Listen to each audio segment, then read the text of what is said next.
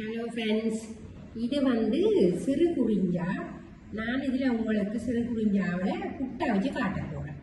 இது எல்லா நோய்களுக்கும் நல்ல ஒரு மருந்து சிறு குறிஞ்சா. நான் உங்களுக்கு எப்படி புட்டை வச்சு காட்டுறேன்னு பாருங்க. இதுக்குள்ள போட்டு இதோட கழுவி எடுக்க போகிறேன்.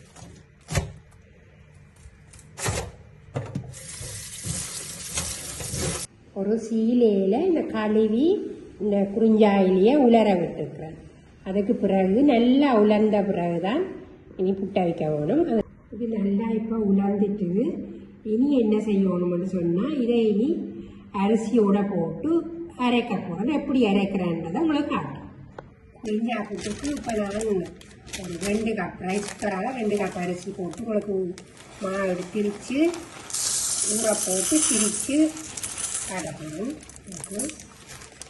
குறிஞ்சா புட்டு செய்கிறதுக்கு இதில் நல்லா 1 கப் இன்னொரு கப் போடுவோம். இதில் இப்போ வந்து இந்த கழுவி காய விட்ட இந்த சிறு குறிஞ்சாவும் அரிசியும் போட்டு திரித்து எடுக்க போகிறேன் புட்டுக்கு.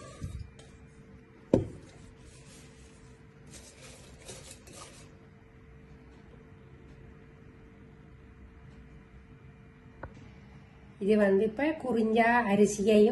குறிஞ்சாவையும் அரிசியையும் போட்டு திரிச்சு மாவு எடுத்துட்டேன். இப்போ இது என்ன செய்ய போகிறோம்னா பச்சை தண்ணி கொஞ்சம் தெளித்து குழைக்க போட்டேன்.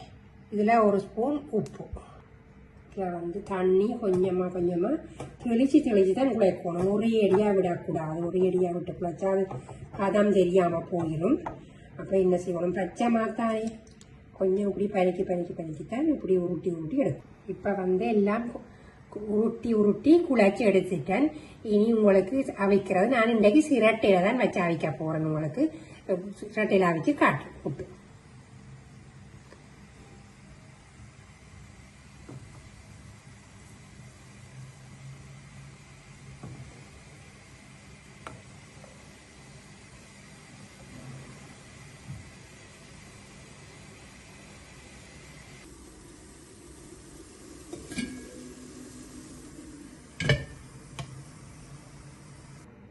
குறிஞ்சா புட்டு ரெடி.